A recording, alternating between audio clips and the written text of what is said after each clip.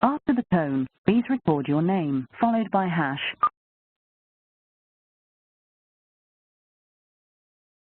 Thank you. At IPscape, who offer a cloud contact center solution. So today we're going to be talking about whether you'll be replaced by a chatbot in the near future. And if you've been reading any of the technical magazines over the last year or 2 years, you'd be forgiven for thinking that the robot apocalypse is upon us, and that we're all going to be replaced by robots running artificial intelligence.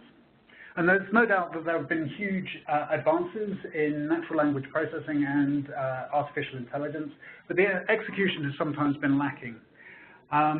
Just ask Siri to do anything, really, and you'll see what I mean. But chatbots are kind of a new chapter that have made this space a lot more interesting. And we are going to have a look at a couple of things today. So today I want to explore what a chatbot is, and then we're going to have a look at what you need to configure a chatbot. Then we're going to have a look at who's using chatbots successfully at the moment, and what the outlook is. So are we really invoking the robot apocalypse by ordering pizzas through a chatbot on our phones? Is that really the case? So hopefully by the end of today's session, you'll be able to make that decision for yourself. So I've got a couple of articles and that I've found online that really kind of emphasize the hype around chatbots at the moment. So hopefully by the end of this, you should be able to dismiss some of these, but there's a lot of interest around it. So my favorite one is the one at the top. This is how AI robots will take over the world, and this is why we need to stop scientists now. Paul Kimming has been vocal about the artificial intelligence and how it could end mankind. I think they may have paraphrased him a little bit, but we're not going to answer these specific questions. But it's just hopefully we'll give you the tools to be able to dismiss a lot of these hyper sensational headlines. So the first thing I want to look at is what is a chatbot. So moving on from here, if we go into here, we've got two different things on the screen here. We've got two people that you've probably never heard of. One of them is Eugene Gooseman, and the other one is Stuart Shanks. So I'm going to start with Stuart Shanks. That's my dad, and he is a chatterbox. He is a menace to call centers and contact centers everywhere. He tells it like it is, self-proclaimed oracle of my hometown. He is always telling people about the Jaguar and all the rest of it. He is a chatterbox. So Eugene Gooseman, on the other hand, is a chatbot. And in 2014 or thereabouts, he allegedly passed the Turing test. And the Turing test, for those who don't know, is a test devised by Alan Turing of imitation game fame. And the idea is that there's a panel of judges, and a robot has to convince those judges that it is in fact human. And on the anniversary, the 60th anniversary of Alan Turing's death, apparently this very chatbot managed to fool 33% of the judges that were involved. So that's a bit convenient. And at the end of the day, we don't really need to fool people. People are adopting chatbots. They're happy to self-serve with their technology, and we don't actually have to fool them. And the natural language processing has really come on in leaps and bounds, and means that actually when we do ask for something, we don't mind as long as we get the right answer. And a lot of you are probably using technology that is chatbot enabled. So here are a few that I've used recently. We've got Ask Jess, who's Jetstar's virtual assistant. We've got the Slackbot over here on the right, which we're using at IPscape.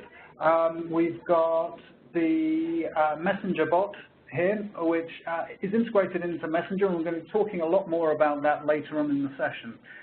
We've got Skype, so they've got chatbots that are using some really interesting stuff with video conferencing, and you've got virtual robots speaking at you with lips moving and all sorts of things. So that's really kind of interesting, and that's really what a chatbot is. it's a virtual intelligence that, an artificial intelligence that is able to deal various questions. Yep. Hello. Hello, it's Mike Hamilton here. Hello, Mike. How are you? Okay. I'm just joining in the session. Okay, great. Well, that's good.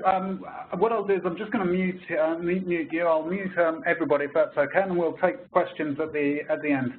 Great to have you with us, Mike. So I'm just talking about some of the chatbots that you may have come across at in your everyday life at the moment. So okay. Yeah, those are four that we've got there, and let's have a look. Let's go on to the next one. So now what I want to do is have a look at the anatomy of a chatbot. So what you need to configure one, and what we've got in store for you. So let's have a look at what we've got here. So the first thing you need to configure a chatbot is a truckload of data. And that is lucky because guys in contact centers are already collecting a huge amount of data as it is. There are several ways that you can implement this so that you can sort of start generating this data as you're going along. But what I want to show you is the core components that you need to build a chatbot. So essentially we've got a chatbot in the middle here, and what you need, this is the bit that you need to build, the bit in the middle, and really it's just an integration of lots of different systems. So on the left-hand side, we've got the mouth and the ears, basically. So this is a way into the chatbot, and you need something like Facebook Messenger, so Facebook Messenger or Slack or Skype, something where your customers can get at the chatbot. So that's the first bit at the beginning, and we can put that there. So Facebook, it could be IPscape, anything that allows you to pass some information to your chatbot. Your chatbot can then pass that to a NLP, a natural language processing unit, which will then interpret what's been said and put it into text and do some clever work with it and try and understand what it is that you're trying to ask. And the bit that differentiates your chatbots from things like Siri and digital assistants is that it also has machine learning, which is what I'm representing with this kind of brain here. So you need some kind of machine learning. Sometimes the NLP and machine learning are combined, but these are sort of the elements that you need for a chatbot. Then you need to link to some of your data, some of your systems. So I've just put CRM down here, but it could be a knowledge base, it could be an ERP, it could be a CRM, all sorts of different things.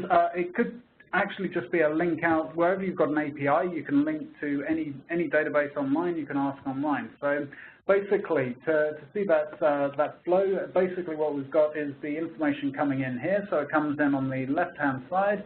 It goes through, it gets interpreted by the NLP processor, then out into the chatbot, and then there's some machine learning done on it, and then it will pass it to take some information from your CRM. So there's a query that's come in, it gets passed through, is interpreted, and then we'll ask the knowledge base, for example, and then return a speech or a text information back to the mouthpiece. So that's really, broadly speaking, what you need, and all the big boys are working with these. So in terms of the mouthpiece, we've already said we said Messenger and Slack and all of these different services. In terms of the NLP, the natural language processing, we've got Google Cloud Natural Language, IBM Watson Conversation Service, Microsoft Language Understanding Intelligence Service, aka LUIS. So there's a lot of these, and Amazon have got Lex, and there's a lot of them that are available. You don't have to build these systems at the moment. There's quite a lot that you can just plug into, so you can plug your bot and use their smart processing. In terms of the machine learning piece, Facebook Messenger's Wit AI is available and is free, I believe, and you can integrate your tools into Facebook very easily using their AI. And there's API.ai as well. And these, as I said, these are the key differentiators that changes this from just a straight digital assistant, which uses coding for every action, so everything needs to be coded. Bots are actually using this artificial intelligence piece, and that's the bit that differentiates them. So that is really the anatomy of a chatbot. So you need your NLP, you need your AI, your machine learning component, and your data, basically. And then you need some way of interacting with the customer. So here, so the bit that you need to build is the bit that integrates all the bits that you want to integrate. And that's basically the only bit you have to build. I say the only bit. These are not cheap pieces of software to build, but the cost of doing this is getting much cheaper since even since Jetstar started doing this with Jest. So let's have a look at our next slide. So let's move on to the next bit. So this next slide, and I'm sorry if you're not Star Trek fans, this is to do with implementation of the chatbot. So there are two main ways that you can implement a chatbot. So there's the front-end bot, which is completely automated. So when you speak to the bot, you're speaking only to the bot, and that is what is replying to you.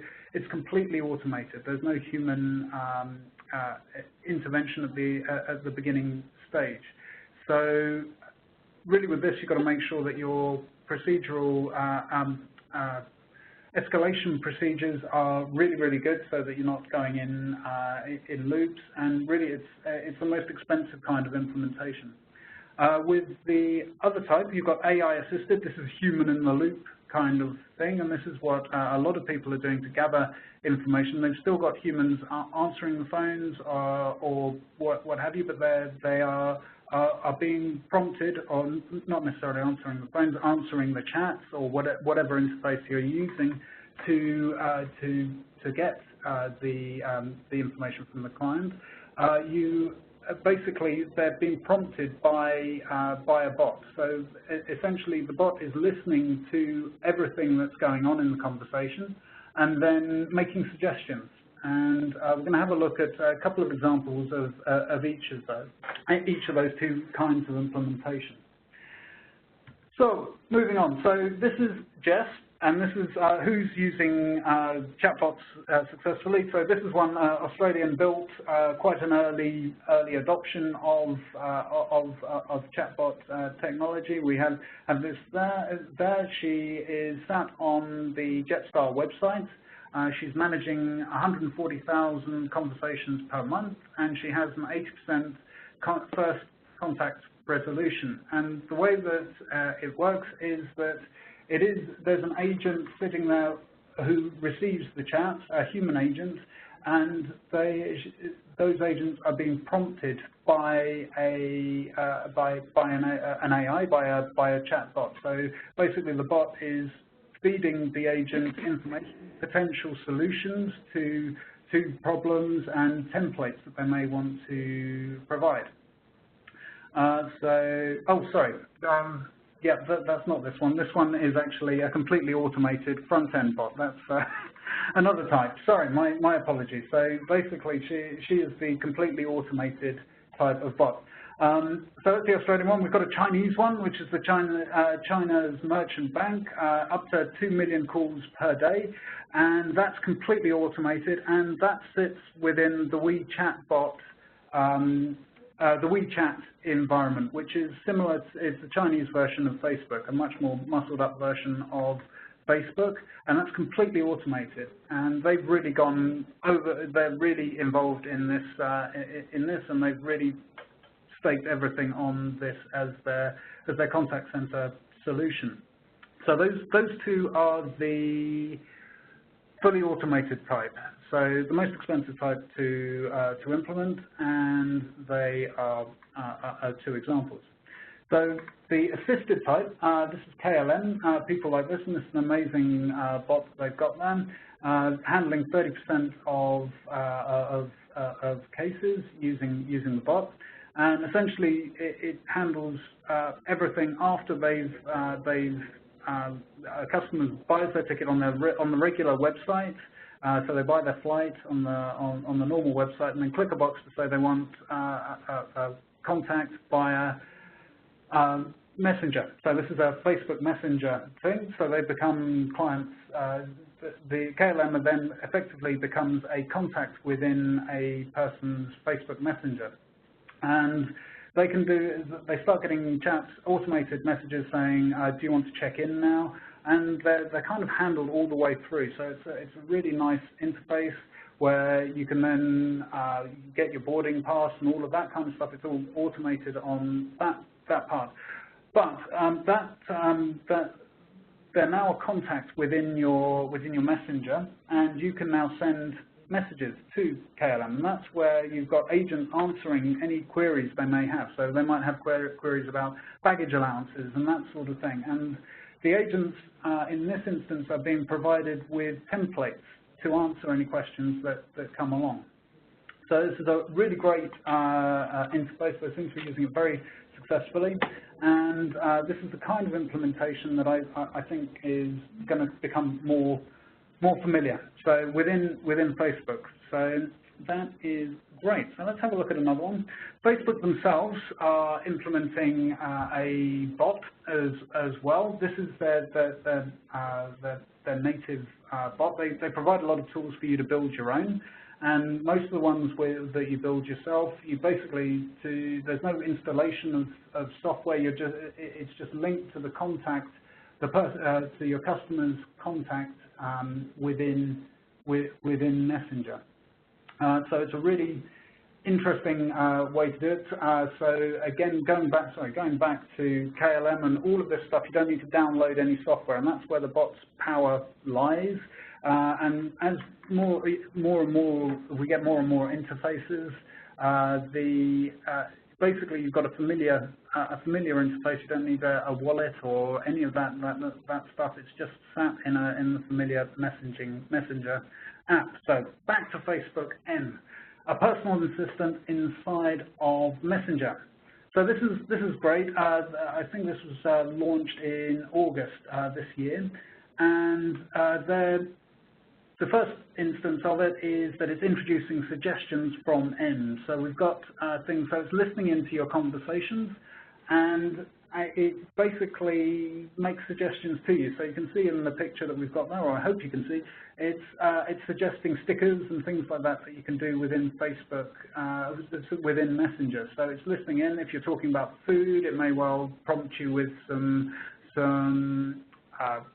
restaurant ideas. If you're talking about beer, it could be bars, that sort of thing, and it's making suggestions to you. And this is, again, one of the hybrid type human-in-the-loop implementations, where sometimes you get a bot, sometimes you get a human listening into the questions, and you can ask M, as he/she is called. It's just another contact where you can just ask M a question, and it will go out and find information for you. And there could be humans on the end of it, or a robot, and you just don't know.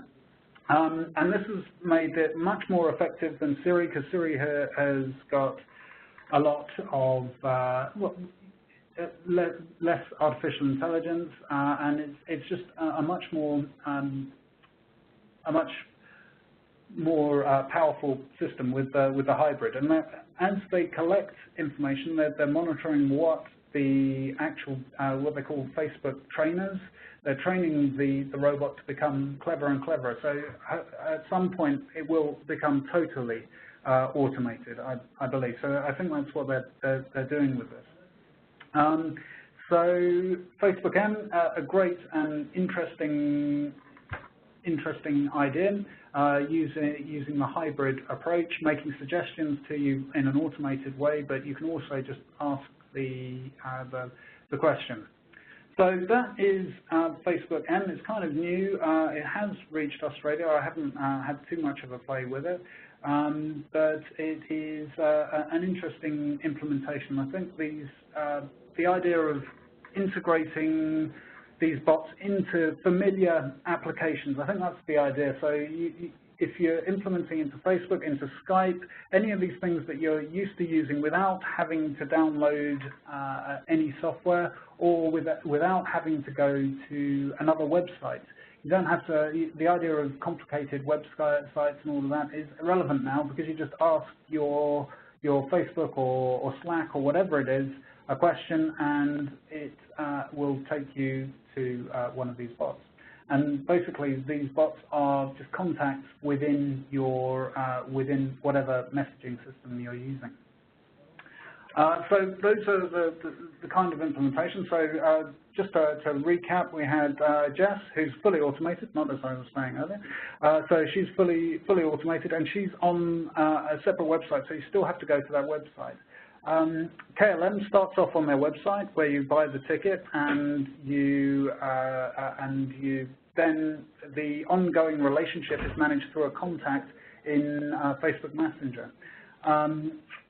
The Bank of China is the China Merchant Bank is basically fully automated, and so basically that's managed through WeChat, which is the Facebook thing. So you ask WeChat what your bank balance is and what have you. So it's really much easier using familiar tools to ask questions of businesses. So those are the four main implementations. There's a lot of text at the moment where it's textual chat, but there's no reason why this can't be done over with voice. So since the advent of the talking clock, where you used to ring in to get that information, it's been pretty easy to turn the text into information. The trick has always been, up until now, to actually have information that people wanted to listen to. So now, with artificial intelligence reaching its a really interesting stage in its life, we're working with that. So that's great. Next thing. So what's the outlook? So I think you can pretty much guess that I'm very much from the customer's perspective. And as Mark Zuckerberg says here, and was said earlier this year, no one wants to install a new app for every business or service they want to interact with. They're using familiar tools and let the robot do the work. So it can go out and ask questions of using APIs. It can just go out and talk to other services and then return a relatively sensible answer. And that is how it is for customers. So I think that's really, they're putting the customer at the center of all of this, and I think that's very important. Obviously, at the moment, these are kind of slow, and there are back and forth. It's still kind of new, but I think this is very much, I really like Facebook's direction. You may well have picked up on this, but Skype are doing a lot with it. Microsoft's doing huge things with this. It's just Facebook's giving away a lot of this stuff, and I think this is a way into people's contact books. I think it's interesting to provide genuine value to your customer as well, and establishing an ongoing relationship with them. So they only have to look up in their contact book, or even ask their contact book, where did I get that pizza last time? Where did I get my flight last time? What was that question? They just ask it, and they've already got that person, that contact, that bot within their contact ecosystem. So I think that's really interesting use of it. So let's have a look at what it means for the technology. So I think it's going to take a while to trickle through to smaller contact centers, but I think it's quite easy to implement with the hybrid model. I think that's the way that people could gather a lot of the information, where you've still got agents answering the questions that people are asking, and that's really what I imagine will happen. So the fact is that just because it can be adopted doesn't mean it will be. ATMs were introduced in the 70s, and they were meant to replace bank tellers. I think they're still very much with us, and that's 40 years on, but the nature of their jobs has changed. They're not really doing what they did 40 years ago.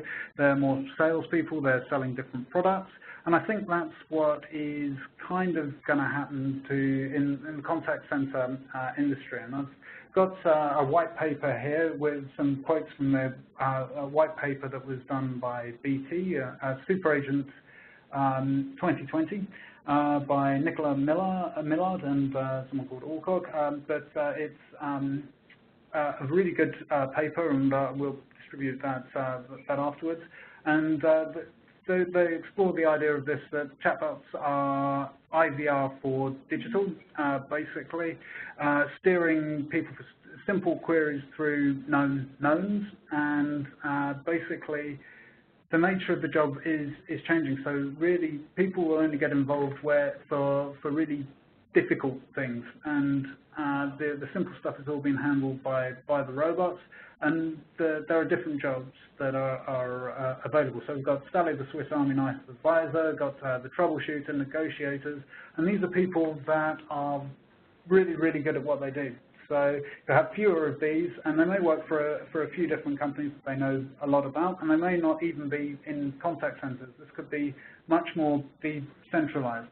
A lot of this is explored in the BT white paper, but I think the takeaway is that the nature of the jobs within contact centers will change as a result of this technology. So this is not going to happen tomorrow, and it's happening slowly, and there's a lot happening in this space.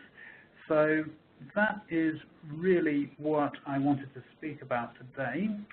There's loads of stuff that that we could talk about. I'm going to open it up for some questions. If you have any questions, if you just pop them into the chat bot, or if you're unmuted, you can also ask that.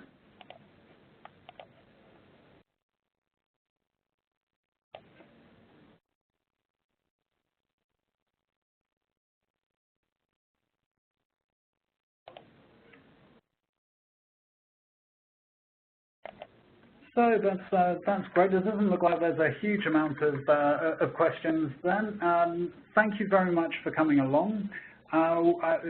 This is something that we're going to be doing monthly. This is our first one, and we're just looking at industry interest, we're calling it, and just trying to find out different aspects of technology that's coming up, stuff that's on our roadmap, and we really would love to see you again at the next one. Thank you very much for joining us.